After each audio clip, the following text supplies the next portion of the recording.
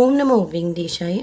என்னோட 2 days Tirupati Darshan trip எக்ஸ்பீரியன்ஸோடு சேர்த்து நிறைய லேட்டஸ்ட் இன்ஃபர்மேஷன் இந்த வீடியோவில் டீட்டெயிலாக ஷேர் பண்ணுறேன். நீங்கள் திருப்பதிக்கு தரிசனத்துக்கு போகிறப்போ உங்களுக்கு யூஸ்ஃபுல்லாகவும் இன்ஃபர்மேட்டிவாகவும் இருக்கும். அதுக்கு முன்னாடி திருமலா திருப்பதி இன்றைய அப்டேட்ஸ் பார்க்கலாம். கீழ் திருப்பதியில் இன்றைக்கி slotted Sarvadarshan token Vishnu Nivasam Srinivasam complex Bhudevi காம்ப்ளெக்ஸில் மத்தியானம் 12:45 போல் கவுண்டர் ஓப்பன் பண்ணி 10,000 கோட்டை ஓப்பன் பண்ணியிருந்தாங்க. 2 மணிக்கெல்லாம் டோக்கன்ஸ் தீந்துருச்சு. திவ்ய தர்ஷன் டோக்கன் பூதேவி காம்ப்ளெக்ஸில் மத்தியானம் 12:45 போல் கவுண்டர் ஓப்பன் பண்ணி 2,000 கோட்டை ஓப்பன் பண்ணியிருந்தாங்க. 3:30 மணி போல் மினிமம் டோக்கன்ஸ் அவைலபிளாக இருந்தது.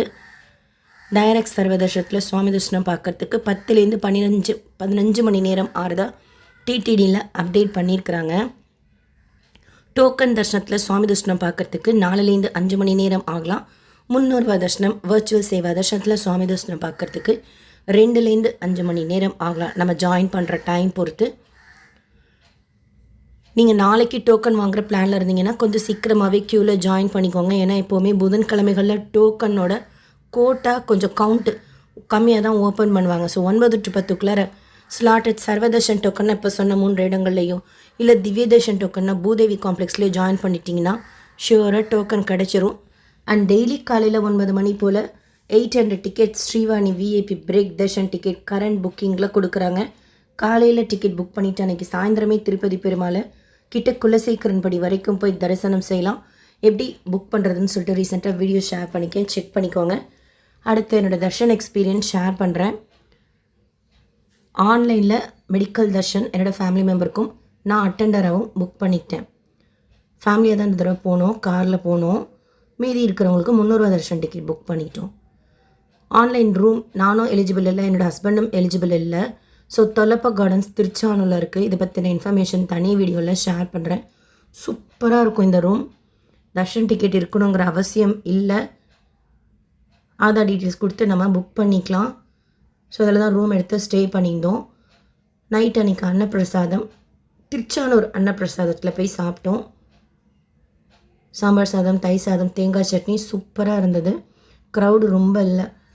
அடுத்து தாயாரை போய் சேவிச்சிட்டு வந்துடலான்னு சொல்லிட்டு கோயிலுக்கு போனோம். நல்ல க்ரௌடு இருந்தது. ஏகாந்தம் சேவா வரைக்கும் வெயிட் பண்ணுறப்போ பக்கத்தில் சூரியநாராயண கோயிலுக்கு போனோம். அது க்ளோஸ்டாக இருந்தது.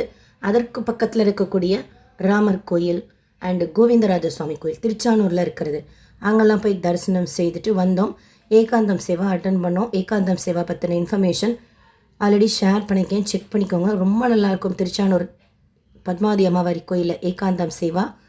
எகெயின் காலையில் எழுந்திரிச்சு சுப்பிரபாதம் சேவா பார்க்கலாம் தான் நினச்சேன், பட் தூங்கிட்டேன். அதனால் காலையில் எல்லாருமே கிளம்பி அப்ளைகுண்டா போனோம். சென்னையிலேருந்து வரும்போதே அப்ளைகுண்டா வந்தது. இருந்தாலும் அப்போ நாங்கள் போகல, வந்துட்டோம் ரூமுக்கு.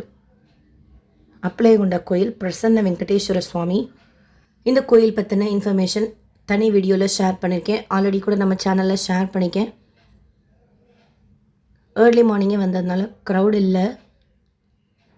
இங்கே தரிசனம் முடிச்சுட்டு ரிட்டன் போகிறப்போ ஆந்த வழியிலே கோபுரம் பார்த்தோம்.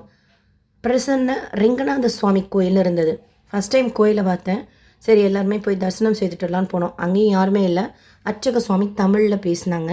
100 வருஷத்துக்கு முன்னாடி இங்கே இருக்கிற ஒரு ஆற்றங்கரையில் மூலவர் விக்கிரகம் கண்டெடுக்கப்பட்டு கோயில் கட்டி இப்போது விசேஷமாக பூஜைகள்லாம் செய்துட்ருக்காங்க அப்படின்னு சொன்னாங்க. பக்கத்துலேயே பஜனையெல்லாம் செய்துட்ருந்தாங்க. ரொம்ப அழகாக இருக்குது கோயில். பெருமாளும் அழகாக இருந்தார். ஆண்டாள், தாயார், ராமர் எல்லாருமே இருக்காங்க. பிரசன்ன வெங்கடேஸ்வர சுவாமி கோயில் அப்ளைகுண்டாவில் பார்த்துட்டு வர்ற வழியில் திருச்சானூருக்கு வர வழியில் பக்கத்துலேயே இருக்குது இந்த கோயில் பிரசன்ன ரெங்கநாத சுவாமி கோயில். நீங்களும் போனீங்கன்னா பார்த்துட்டு வாங்க. திருப்பதி பஸ் ஸ்டாண்ட்லேருந்து அப்ளைகுண்டாக்கு பஸ் ஃபெசிலிட்டி இருக்குது, ஜீப் இருக்குது, இல்லை நம்ம ஓன் வெஹிக்கிளில் கூட மேப் போட்டு போகலாம். அங்கே தரிசனம் முடிச்சுட்டு எகெயின் தொலப்பா கார்டன்ஸுக்கு வந்து ரூம் வக்கேட் பண்ணிட்டோம். எக்ஸ்டென்ஷன் ஸ்ட்ரிக்டாக கொடுக்க மாட்டாங்க. இங்கே மினிமம் ரூம்ஸ் தான் இருக்கிறதுனால சாவி கொடுக்கும்போதே சொல்லி தான் கொடுப்பாங்க, 24 ஹவர்ஸ்குள்ளார வக்கேட் பண்ணிடணும் அப்படின்னு. ஸோ அங்கே ரூமை வக்கேட் பண்ணிவிட்டு திருச்சானூரில் இருக்கிற PS4 நல்லாயிருக்கும். இங்கே ஃபுட் கொஞ்சம் காஸ்ட்லி தான், பட் டேஸ்ட் நல்லாயிருக்கும். சைடு எஃபெக்ட் எதுவும் இருக்காது. கார் பார்க்கிங் ஃபெசிலிட்டி இருக்குது.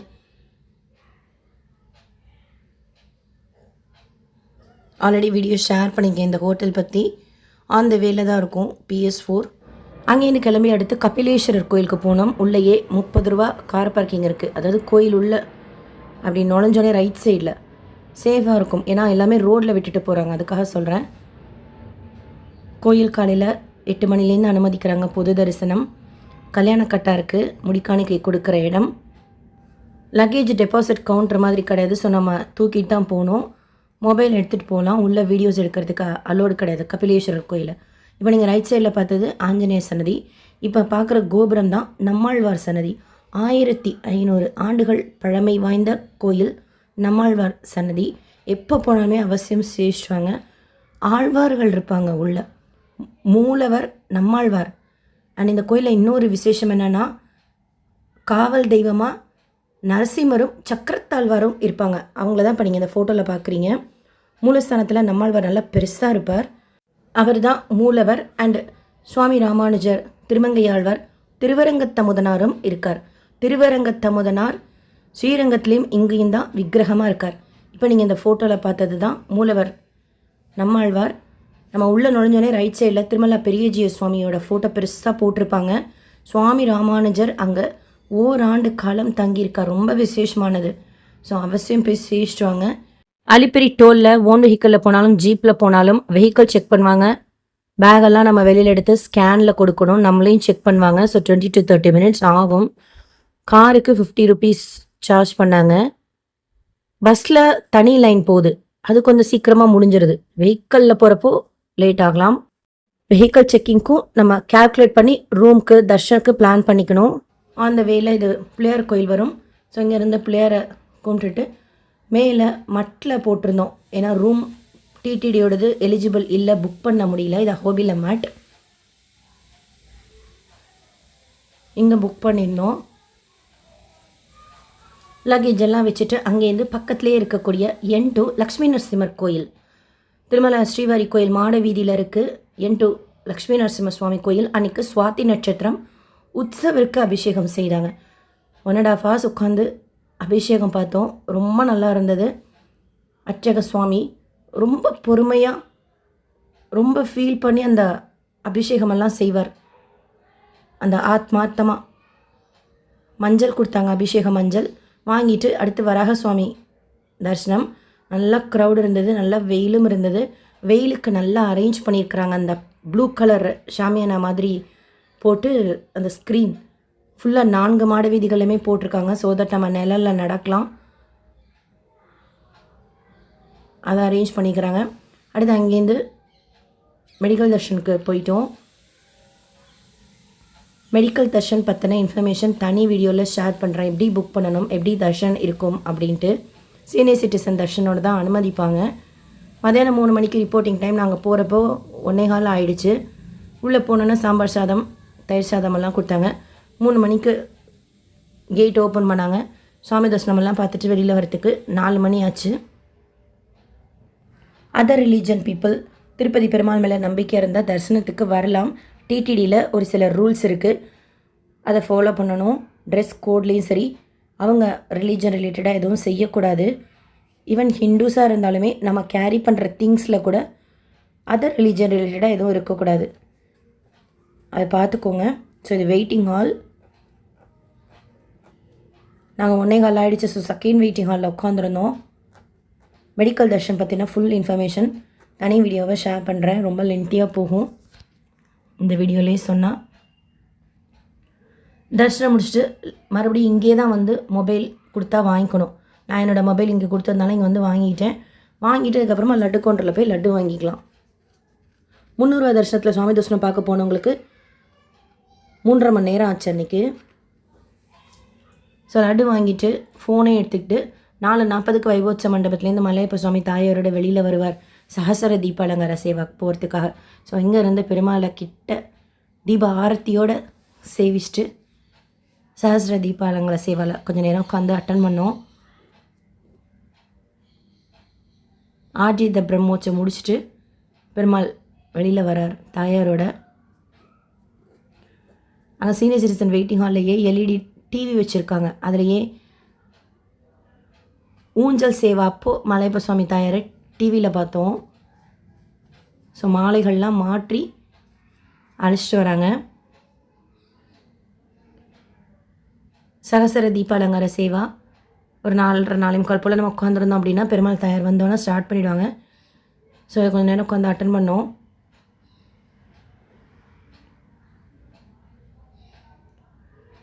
எல்லா தர்ஷனமும் ஆல்மோஸ்ட் முடிஞ்சிருச்சு. அதுக்கு மேலே எல்லாம் டயர்டாக இருக்குது அப்படின்னு சொன்னதால அவங்கள கொண்டு போய் மறுபடியும் மட்டில் விட்டுட்டு நான் மட்டும் மாட வீதியில் வந்து உங்ககிட்ட வீடியோ கூட ஷேர் பண்ணியிருந்தேன். அங்கேருந்து திருமலா திருப்பதி அப்டேட்ஸ். இந்த ஃபவுண்டைன் நம்ம சாயந்தரம் 6 மணி போல் இருந்தால் பார்க்கலாம். ரொம்ப நல்லாயிருக்கும். கோபுரத்துக்கு பின்னாடி கோபுரத்தை பார்க்குறதா இருக்கட்டும், அன்னமாச்சாரியா பாடல்கள் ஸ்பீக்கரில் போடுவாங்க. அதுக்கேற்ற மாதிரி இந்த ஃபவுண்டைன் இருக்கும். சாயந்தரம் 6 மணி போல் வந்தீங்கன்னா நல்ல பசங்களும் குட்டி பசங்களும் என்ஜாய் பண்ணுவாங்க. நம்மளுமே சரி அங்கே உட்காந்து அந்த கோபுரத்தை பார்த்துக்கிட்டு இந்த பாட்டை கேட்டுக்கிட்டு இந்த ஃபவுண்டைன் அதுக்கு தகுந்த மாதிரி மாறுறதெல்லாம் நல்லாயிருக்கும். கோபுரத்துக்கு பின்னாடி சின்னஜிய சுவாமி மட்டுக்கு எதிர்த்தாப்பில் வரும். லட்டு கொன்ற பேக் சைடுன்னு வச்சுக்கோங்களேன். சாயந்தரம் ஒரு 6 மணி போல் வந்தால் நம்ம பார்க்கலாம். இன்னும் கொஞ்சம் இருட்டிடுச்சுன்னா கலர்ஃபுல்லாக லைட்டெல்லாம் போடுவாங்க. ஸோ எங்கேயும் வீடியோ ஷேர் பண்ணிவிட்டு அதுக்கப்புறமா ரூமில் போய் கொஞ்சம் நேரம் ரெஸ்ட் எடுத்துகிட்டு பாட்டகங்கம்மா கோயில் நைட்டு போய் தரிசனம் செய்துட்டு இருந்தோம். கேட் க்ளோஸ்டாக இருந்தது. நானே ஹஸ்பண்ட் மட்டும்தான் போனோம். காவல் தெய்வம் காலையில் பெருமாளுக்கு அபிஷேக தீர்த்தம் எடுக்கிறதுக்கு ஆகாஷகங்காவுக்கு போகிறப்போ இங்கே பாட்டகங்கை மட்டும் உத்தரவு வாங்கிட்டு போவாங்க. ரொம்ப அழகாக இருப்பாங்க அண்ட் ரொம்ப சக்தி வாய்ந்த அம்மன். நிறைய பேருக்கு சொல்லியிருக்கேன். அவங்க வேண்டிக்கிட்டு அதெல்லாம் நடந்திருக்கு அப்படின்னு சொல்லியிருக்காங்க. அண்ட் குறிப்பாக லக்கி டிப்லாம் இங்கே நான் ஆஃப்லைனில் போட்டேன்னா வந்து சொல்லிட்டு போவேன் கிடைக்கணும் அப்படின்ட்டு. நாங்கள் ஸ்டே பண்ணிட்டு இருந்த மட்டுக்கிட்டே ஒரு ப்ரைவேட் ஹோட்டலில் சாப்பாடு வாங்கிட்டு டின்னர் முடிச்சுட்டு தூங்கிட்டோம். நல்லா அந்த ஸ்பீக்கரில் இருக்கிற சாங்ஸ் எல்லாம் கேட்கும். அப்படி தான் ஏகாந்தம் அந்த மியூசிக் 2:17 இருக்கும் காலையில். எல்லோரும் தூங்கிட்டு இருந்தாங்க. எனக்கு தான் தூக்கமே வரல. அந்த சவுண்ட் கேட்டோன்னா ஜன்னல் கிட்டே வந்து பார்த்துக்கிட்டே இருந்தேன். அடுத்து ஒரு 3 மணிக்கெல்லாம் சுப்ரபாதம் சேவா கேட்கலாம். சுப்ரபாதம் விண்ணப்பிக்கிறது ஸ்பீக்கரில். ஸோ அதுவும் கேட்டுட்டு ரெஃப்ரெஷ் பண்ணிவிட்டு கிளம்பிட்டோம். 4 மணிக்கு இறங்க ஆரம்பித்தோம். ஏன்னா அடுத்து என் ஹஸ்பண்ட்க்கு வந்து ஆஃபீஸ் இருக்குது அப்படின்னு சொல்லிட்டு. அந்த டே டைமில் போகிறதும் நல்லாயிருக்கும். அதை விட நைட் டைமில் அந்த காட் ரோட்டில் போகிறது செம எக்ஸ்பீரியன்ஸாக இருக்கும் பார்க்குறதுக்கு. நல்லா இருட்டில் நம்ம காரோ இல்லை நம்ம பஸ்ஸில் போனாலும் சரி வெஹிக்கல்ஸ் மட்டும் போகிறது. அது 2 சைடும் அவங்க அந்த இண்டிகேட்டர் போட்டிருக்கிறது நல்லாயிருக்கும். காலையில் ஒரு 4 மணிக்கு கிளம்ப ஆரம்பித்தோம். நாராயணவனம் தான் போகணுன்னு பிளான் பண்ணது மிஸ் ஆகிடுச்சு. ஏன்னா ஃபுல்லாகவே பைபாஸில் வந்ததுனால. ஸோ ரிட்டர்ன் போகிறப்போ திருவள்ளூர் வழியாக தான் போகும். வரும்போதும் திருவள்ளூர் வழியாக தான் வந்தோம். திருவள்ளூர் வீரராக பெருமாள் கோயில் திவ்ய தேசம் இங்கே தரிசனம் முடிச்சுட்டு இங்கேயே சாப்பிட்டுட்டு போனோம். கிட்ட ஒரு ஹோட்டலில் மூலவர் சைன கோலத்தில் இருப்பார் வீரராக பெருமாள். உள் பிரகாரத்தில் லக்ஷ்மி நரசிம்மர் இருப்பார். வெளி பிரகாரத்தில் தாயாருக்கு தனிச்சன்னதி, ஆண்டாளுக்கு தனிச்சன்னதி, ராமர், கிருஷ்ணர், திருக்கச்சின்னம்பிக்கும் சுவாமி ராமானுஜருக்கும் ஆழ்வார்களுக்கும் தனித்தனி சன்னதி. ரொம்ப அழகான கோயில், ரொம்ப விசேஷமான பவர்ஃபுல்லான கோயில். அமாவாசை இங்கே ரொம்ப விசேஷம். ஹெல்த் இஷ்யூக்காக இங்கே வந்து ப்ரே பண்ணிட்டா சரியாகும் அப்படிங்கிறதுக்காக நிறைய பேர் வருவாங்க. நாங்களும் முன்னாடிலாம் 11 வீக்ஸ் 6 வீக்ஸ் அந்த மாதிரி வேண்டிக்கிட்டு வருவோம். சென்னையிலேருந்து பஸ் ஃபெசிலிட்டி நிறைய இருக்குது. ஸோ அவ்வளோதான் தர்ஷனம் முடிச்சுட்டு வீட்டுக்கு வந்து ரீச் ஆயாச்சு. திருமலை நம்பி சன்னதிக்கிட்ட இந்த 300 ரூபாய் தரிசனம் கியூலாம் வந்தோம் அப்படின்னா ஒரு லைனில் ஜாயின் பண்ணிப்போம். அந்த லைன் கூட இப்போ கொஞ்சம் ரெடியூஸ் பண்ணியிருக்காங்க. அண்ட் மாட வீதியிலலாம் போர்டு வச்சுருக்காங்க, செப்பல் போட்டு நடக்கக்கூடாது அப்படின்னு. திருச்சானூரில் அன்னப்பிரசாதம் டைமிங் ஷேர் பண்ணிக்கேன், நோட் பண்ணிக்கோங்க. இந்த வீடியோ உங்களுக்கு இன்ஃபர்மேட்டிவாக இருக்கும்னு நினைக்கிறேன். SSP lifestyle, SSP Tirupati updates YouTube சேனலை ஃபஸ்ட் டைம் பார்க்குறீங்கன்னா சப்ஸ்கிரைப் பண்ணி பக்கத்தில் இருக்கிற பெல் ஐக்கானை கிளிக் பண்ணி வச்சுக்கோங்க. திருப்பதி பற்றின அப்டேட்ஸ் டெய்லியும் ஷேர் பண்ணுறது நீங்கள் சுவாமி தரிசனம் பார்க்க போகிறப்போ உங்களுக்கு யூஸ்ஃபுல்லாக இருக்கும். நல்ல பனி இருக்குது, நைட்டு பகலெல்லாம் வெயில் இருக்குது. இந்த வீடியோ லைக் பண்ணி நிறைய பக்தர்களுக்கு ஷேர் பண்ணுங்கள். அவங்களுக்கும் இதில் சொல்லியிருக்கிற இன்ஃபர்மேஷன்லாம் போய் சேரும். தேங்க்யூ.